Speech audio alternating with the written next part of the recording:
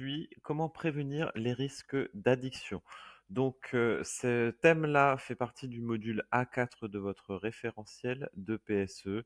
C'est la séquence 3.1, séance numéro 3. Séquence 3.1, c'est les séquences liées à l'hygiène de vie, liées à la santé des individus. Alors, notre situation à risque est que aujourd'hui, 90% de la population serait victime d'une dépendance quelconque. Donc, on peut analyser cette situation. Ce qu'on a vu dans dans la séquence numéro 2 avec le QQ-QCP, le diagramme cause-effet ou diagramme d'Ishikawa. On peut aussi l'analyser avec le PAD qui est vu en première et terminale. Donc, on va définir la problématique, comment prévenir les risques liés aux addictions. Donc ensuite, on va appliquer une démarche de résolution de problème. Donc pour appliquer cette démarche-là, il faut comprendre et expliquer le phénomène. Alors qu'est-ce qu'une addiction? Une addiction, elle existe, elle est effective quand un individu a une dépendance lui provoquant un effet néfaste sur la santé. Donc on a deux facteurs, le facteur de dépendance et le facteur de dommage sur la santé. Donc il y a deux types de dépendance. Une dépendance soit comportementale, donc une addiction comportementale, par exemple les addictions à la pornographie, aux réseaux sociaux, aux jeux, qu'ils soient sur le smartphone ou aux jeux de casino par exemple, au sexe, au shopping, au sport, etc. Et les dépendances à un produit, donc un produit psychoactif, qu'il soit licite, ça veut dire légal, comme le tabac, l'alcool, le sucre, ou illicite, illégal, comme le cannabis, le crack, la cocaïne, etc., etc. Donc, dans le mécanisme d'addiction, il y a plusieurs phénomènes qu'il faut connaître. Alors, il y a le circuit de récompense. Quand on est accro, quand on est addict à une substance, donc on va la consommer, ça va nous provoquer un plaisir avec une altération de notre jugement. Ensuite, il va survenir un manque et une accoutumance progressive. Notre cerveau va s'habituer à cette consommation et au plaisir. Il va s'habituer au plaisir et on va en vouloir de plus en plus pour ressentir les mêmes effets. Donc ça, c'est le circuit de récompense qui va altérer nos jugements et qui va provoquer un manque et une reprise du produit de plus en plus fréquente et de plus en plus lourde, de plus en plus importante. Ensuite, il y a la notion de substance psychoactive.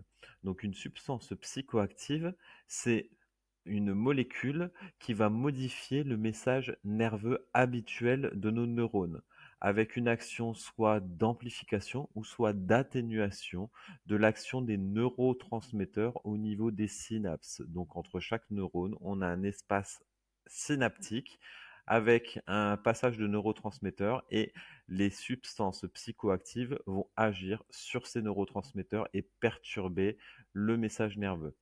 Maintenant, la polyconsommation. La polyconsommation, c'est le fait de consommer plusieurs substances psychoactives en même temps. On appelle ça aussi l'effet cocktail. Ça va augmenter les effets et les dommages. Ça va pas juste les augmenter, d'ailleurs, ça va les multiplier. Donc, c'est pas une addition des effets et des dommages, mais une multiplication. Si on a 3 fois plus de risques de dommages sur la santé avec le tabac et avec l'alcool séparément, si on consomme les deux en même temps, on va pas avoir 3 plus 3 égale 6 fois plus de risques, mais on va avoir 3 fois 3, 9 fois plus de risques sur la santé. Donc c'est un effet vraiment d'augmentation qui va être multiplié et pas juste additionné. Donc maintenant, le mécanisme de causalité entre les facteurs de risque et les dommages sur la santé. Donc il y a plusieurs facteurs de risque qui peuvent nous entraîner, donc des causes qui peuvent nous entraîner vers l'addiction. Donc il y a des facteurs intrinsèques, internes, qui peuvent être la génétique, la psychologie personnelle ou la physiologie personnelle. Donc la génétique, il y a des facteurs à risque, notamment pour l'alcool, des facteurs génétiques à risque transmissibles de génération en génération.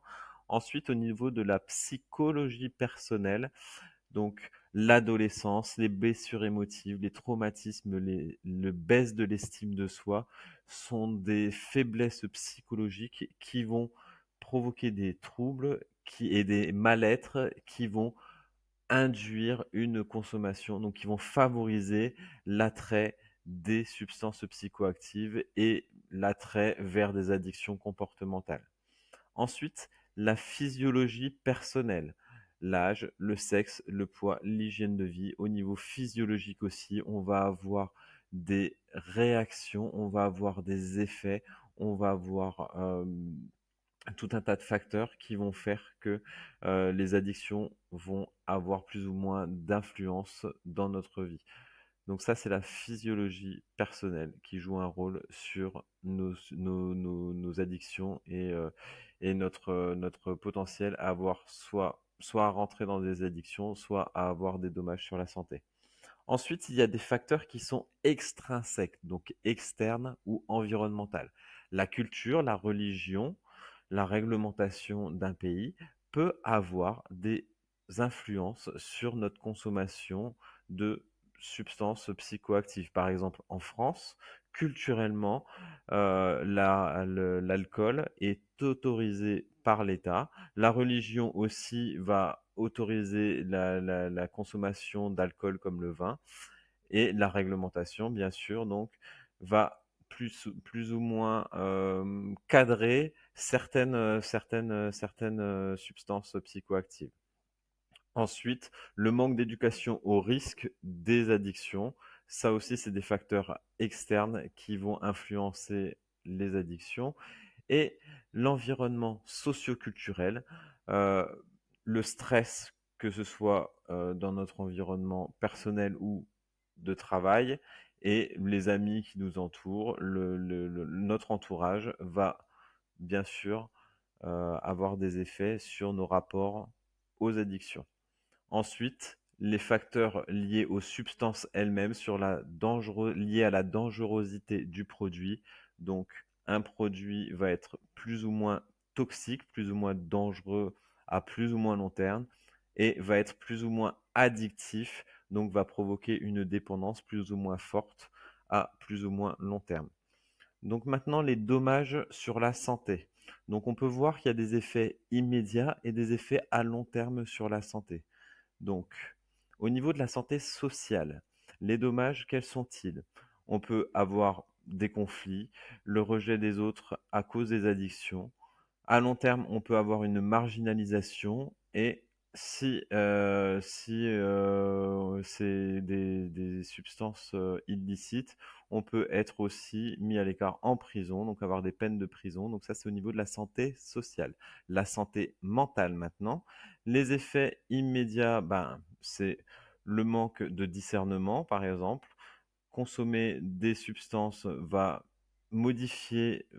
altérer notre jugement, manque de discernement. À long terme, on peut avoir des dépressions, des troubles psychologiques ou psychiatriques. Ça, c'est les effets donc sur la santé mentale. Maintenant, sur la santé physique, on peut avoir une augmentation des prises de risque. Par exemple, on sait que conduire sous l'effet de l'alcool va altérer notre jugement et ça va augmenter notre prise de risque et notre potentiel d'avoir un accident de la route. Ça va augmenter donc aussi naturellement de la même façon le même mécanisme des accidents du travail et il peut y avoir aussi des overdoses. Ça, c'est l'effet immédiat. Les effets à long terme, on peut voir des cancers survenir, des maladies cardiovasculaires, des maladies immunitaires, etc. Donc le cas de l'alcool en particulier, donc effet immédiat, l'ivresse, violence, coma éthylique, effet à long terme, cancer, cirrhose, hépatite, mort. Cas du cannabis, troubles psychologiques et déscolarisation. On peut avoir des troubles de la mémoire aussi causés par le cannabis. Ça, c'est des effets immédiats. Et les effets à long terme, on peut voir survenir des troubles psychologiques ou la marginalisation. Maintenant, les effets de la polyconsommation, on a vu que ça augmentait les effets, ça les multipliait et ça multipliait aussi les dommages. Maintenant, quelles sont les mesures de prévention qu'on va pouvoir mettre en place à propos des addictions?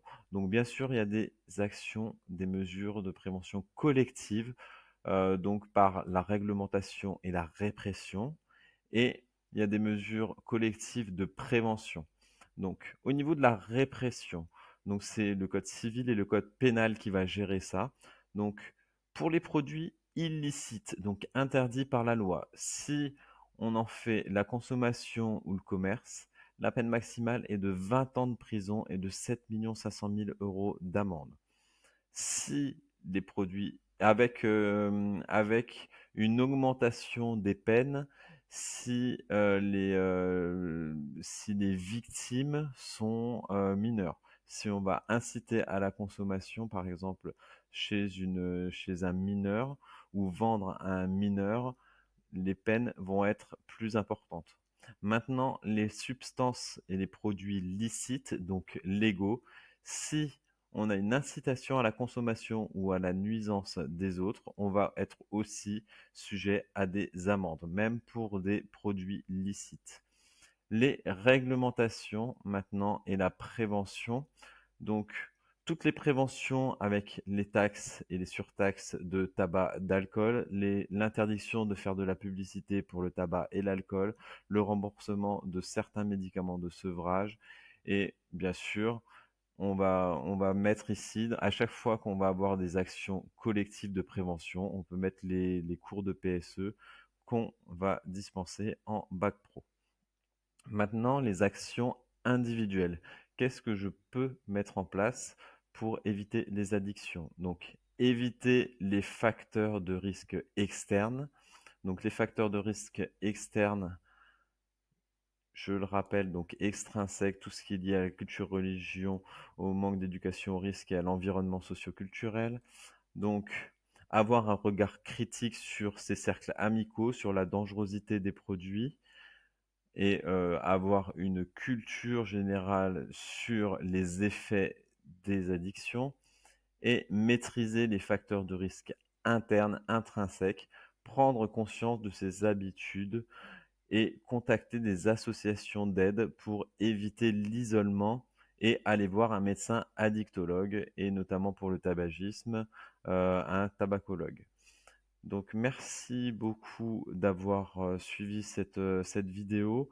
N'hésitez pas à vous abonner pour voir de nouvelles vidéos qui vont être mises en ligne et je vous souhaite de bonnes révisions. Merci, au revoir.